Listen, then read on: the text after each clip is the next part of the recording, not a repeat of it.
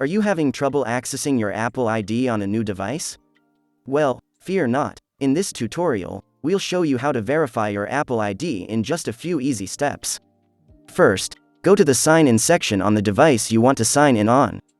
This could be a new iPhone, iPad, Apple Watch, Mac, iCloud website, or Apple ID management page.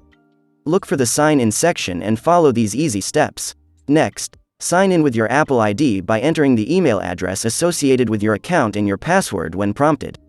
Then, tap Allow on your trusted device. Your trusted device is the main iPhone or iPad you use.